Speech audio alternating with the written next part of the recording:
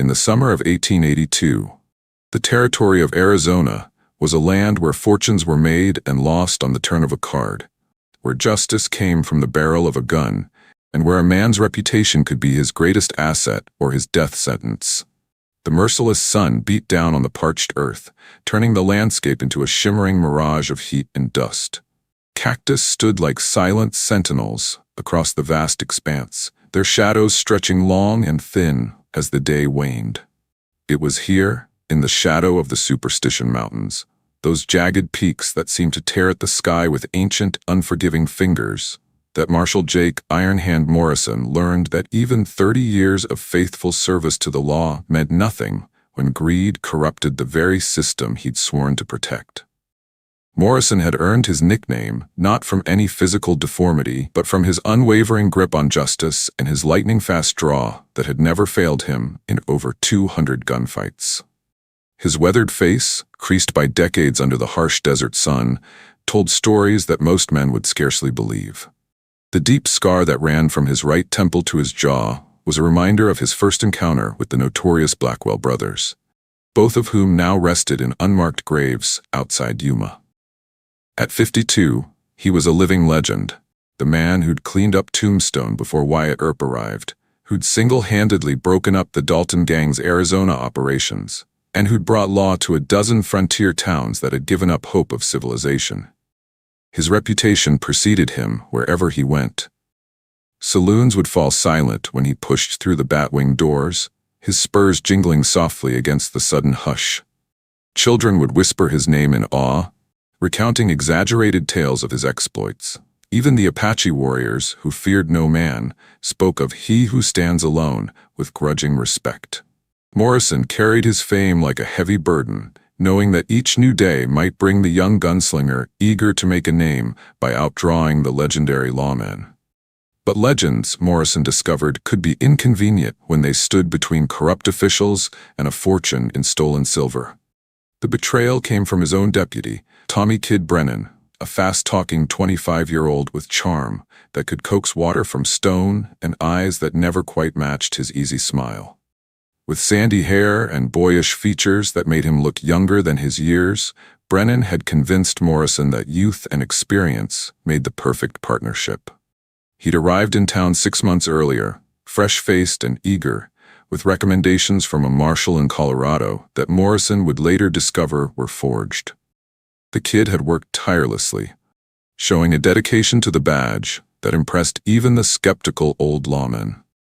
He'd saved Morrison's life during a shootout with cattle rustlers, taking a bullet in his shoulder that he'd laughed off as just a scratch. What Morrison didn't know was that Brennan had been feeding information to the Copper Canyon Gang, a ruthless outfit that had been systematically robbing silver shipments from the mines around Phoenix. The gang was led by Marcus Thorne, a former Union Army colonel who'd turned to crime after the war, bringing military precision to his operations. Thorne had recognized the value of having a man inside the marshal's office, and Brennan had proven the perfect recruit. Ambitious, resentful of authority, and greedy for the kind of wealth that a lawman's salary could never provide. "You're getting old, Marshal," Brennan had said as he stood over Morrison's beaten body in the desert 20 miles from the nearest water, his once friendly face now twisted with contempt. The setting sun cast long shadows across the barren landscape, painting the scene in blood-red hues. "Time was, you'd have seen this coming a week away. But you trusted me, didn't you? Trusted the eager young deputy who reminded you of yourself." He spat on the ground beside Morrison's head. The ultimate sign of disrespect for the man who'd taught him everything he knew about the law. The gang had worked Morrison over with rifle butts and boot heels, careful not to kill him outright. They wanted him to suffer, to die slowly in the desert heat as payment for all the outlaws he'd sent to the gallows. Thorne himself had delivered the final blow, a vicious kick that had cracked 3 of Morrison's ribs and left him gasping for breath in the dust. They'd taken his guns, including the matched pair of Colt peacemakers that had been presented to him by the governor himself, his badge, his horse, and left him with nothing but the clothes on his back and the bitter taste of betrayal. "Give my regards to the devil," Brennan had called over his shoulder as the gang rode away, their laughter carrying on the hot desert wind like the mocking call of vultures. For 3 days, Morrison crawled through the alkali dust and prickly pear, his ribs broken, his left arm useless, his lips cracked and bleeding. Each movement was agony, each breath a struggle against the fire in his chest. The sun beat down mercilessly during the day, baking his skin until it felt like parchment, while the desert nights brought a bone-deep chill that made his injuries throb with renewed intensity. Buzzards circled overhead, their patient vigil a constant reminder of his mortality, and more than once he considered simply lying down and letting the desert claim him. But something deeper than pride kept him moving, a stubborn refusal to let Brennan and his gang have the satisfaction of his death, and a burning need to set things right. He survived on what little moisture he could extract from barrel cactus, using techniques learned from an old Pima scout during the Apache Wars.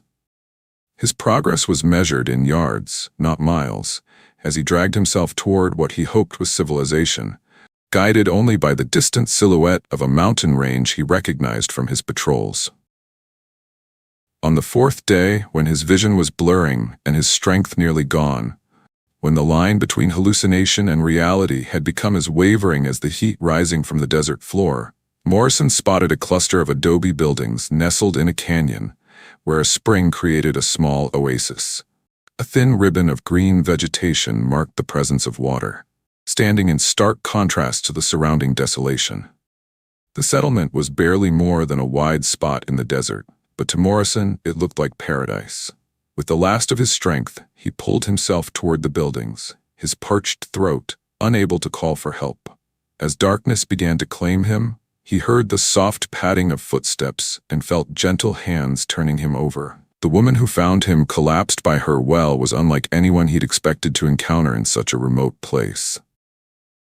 Isabella Bella Morales was 38 years old, with steel-gray eyes that missed nothing and prematurely silver hair that spoke of hard-won wisdom. Her face, though lined by sun and sorrow, retained a fierce beauty that commanded respect rather than invited advances. She'd inherited the way station from her late husband, a Mexican vaquero who'd been killed defending a stagecoach from Apache raiders 3 years earlier. The memory of finding his body, riddled with arrows but still clutching his rifle, had hardened something inside her, transforming grief into determination. "Madre de Dios," she whispered, recognizing the star-shaped scar on Morrison's forehead. A souvenir from his first gunfight in Dodge City when a bullet had grazed him, leaving a mark that many considered a sign of divine protection. "Your Ironhand, Morrison?" Morrison croaked through swollen lips, his voice barely audible after days without water. "Now I'm just a fool who trusted the wrong man." Then darkness claimed him completely, and he knew no more. Bella nursed Morrison back to health with a combination of frontier medicine and fierce determination. She cleaned his wounds with whiskey that made him howl despite his stoicism, set his broken ribs with strips of rawhide, and forced nourishing broths down his throat when he was too weak to feed himself. Her hands, calloused from years of hard work but surprisingly gentle, changed his bandages and bathed his fever-racked body without embarrassment or hesitation. Her way station, Iron Creek, served the stage line between Phoenix and Tucson, providing fresh horses, hot meals, and safe shelter for travelers crossing the dangerous desert. She ran the operation with military precision, employing a small crew of Mexican vaqueros and former soldiers who were fiercely loyal to her. Among them was Joaquin, her late husband's brother, whose skill with a rifle was matched only by his devotion to Bella. Old Pete, a former cavalry scout whose knowledge of the territory had saved countless travelers from ambush. And Maria, a Yaqui woman whose healing skills had been passed down through generations, and whose quiet efficiency kept the station running smoothly. As Morrison recovered, drifting in and out of consciousness during those first critical days, he learned Bella's story through fragments of conversation and the respect shown to her by her people. She'd been born in California when it was still part of Mexico, the daughter of a Spanish don whose lands had been seized after the Mexican-American War. She had married for love rather than arrangement, choosing the handsome vaquero over the wealthy landowner her father had selected, and had refused to sell her property to the Anglo cattle barons who wanted to control the entire territory. Her husband's death had only strengthened her resolve to maintain her independence in a land that was increasingly hostile to her kind. "They think a Mexican woman can't hold her own against their schemes," she told Morrison as they sat on her porch one evening, watching the sunset paint the canyon walls crimson and gold. The air was filled with the scent of mesquite and the distant howl of coyotes welcoming the night. "They're about to learn how wrong they are." Morrison found himself drawn not just to Bella's strength, but to her vision of what the frontier could become. A place where honest work was rewarded, where different cultures could coexist, and where justice wasn't dependent on the color of a man's skin or the size of his bank account. In her, he recognized a kindred spirit, someone who understood that true civilization wasn't about imposing one way of life over another, but about finding common ground where all could flourish. As his strength returned, Morrison began to help around the station, first with small tasks that wouldn't strain his healing body, then with more substantial work. He repaired fences, broke horses that even Joaquin approached with caution, and taught Bella's people the defensive tactics he'd learned during 3 decades of enforcing the law. In return, they showed him their ways, how to read the desert's subtle signs, how to move silently through chaparral, how to wait with the patience of the land itself. Their partnership began when Brennan's gang started targeting stagecoaches near Iron Creek. The first attack came at dawn, when a coach carrying the payroll for the Silver Queen mine was ambushed in a narrow pass just 5 miles from the station. The driver and guard were killed, the passengers robbed of everything valuable, and the coach itself set ablaze as a warning. Morrison recognized the tactics immediately. It was Thorne's signature, a message that this territory now belonged to the Copper Canyon Gang. Morrison's knowledge of outlaw tactics and Bella's network of contacts throughout the territory made them a formidable team. They turned the way station into a fortress, reinforcing walls, creating firing positions, and establishing a system of lookouts that gave them early warning of any approach. Bella's vaqueros, already skilled horsemen, became even more deadly under Morrison's tutelage, learning to shoot from the saddle with accuracy that would have impressed the cavalry. Meanwhile, Bella activated her network of informants, Mexican traders, Native American scouts, and sympathetic ranchers who had no love for the gang that was terrorizing the region. Information began to flow into Iron Creek. The location of the gang's hideout in an abandoned mining camp, the schedule of their raids, even the names and descriptions of new members Brennan had recruited to replace those lost in previous encounters with the law. The gang's response was swift and brutal. They burned outlying ranches, poisoned wells, and left a trail of bodies as a warning to anyone who might stand against them. But instead of cowing the people, these atrocities only hardened their resolve. Survivors made their way to Iron Creek, bringing their skills, their weapons, and their determination to end the reign of terror. Morrison, now fully recovered and burning with a cold fury that was more dangerous than any hot-blooded rage, began to plan his counterattack. He knew Brennan's weaknesses, his impatience, his need for recognition, his tendency to underestimate opponents he considered beneath him. These would be the keys to bringing down the entire operation. The final confrontation came on a blazing August afternoon, when Brennan rode into Iron Creek with 8 men, confident that Morrison was long dead and that a lone Mexican woman would pose no threat to their operations. They came not as raiders this time, but as conquerors, intending to take the station as their new headquarters, a strategic location that would give them control of all travel through the region. "Well, I'll be damned," Brennan laughed when he saw Morrison step out of the station, a Colt .45 on each hip, and the afternoon sun glinting off the silver star pinned to his chest, a new badge forged by Joaquin from a piece of the Silver Queen's ore. The young deputy's face showed shock, quickly masked by bravado, but Morrison could see the fear flickering in his eyes. "The desert didn't finish you after all."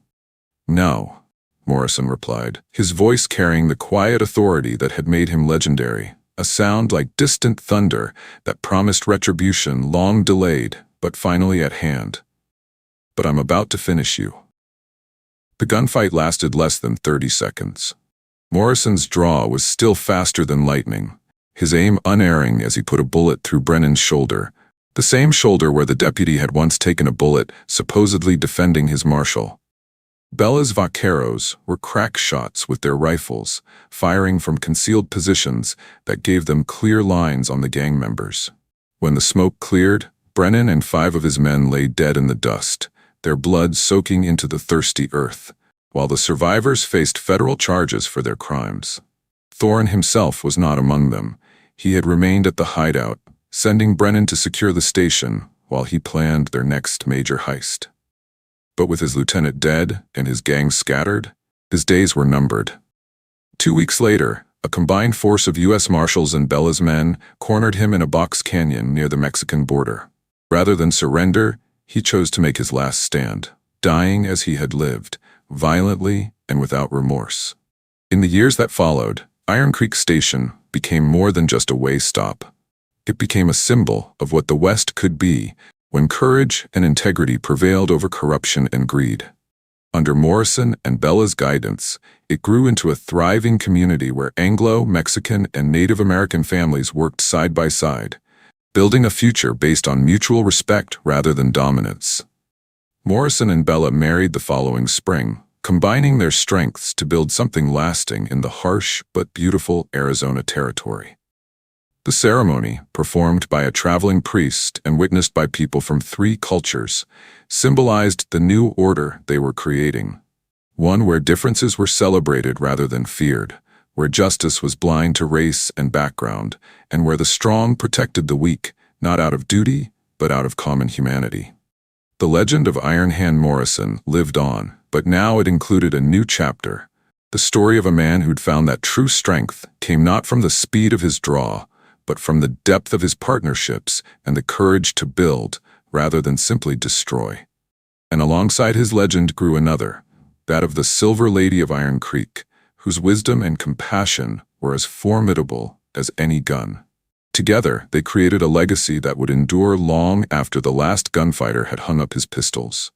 A testament to the belief that even in the wildest places, civilization begins not with laws, but with the human heart's capacity for justice, mercy, and love.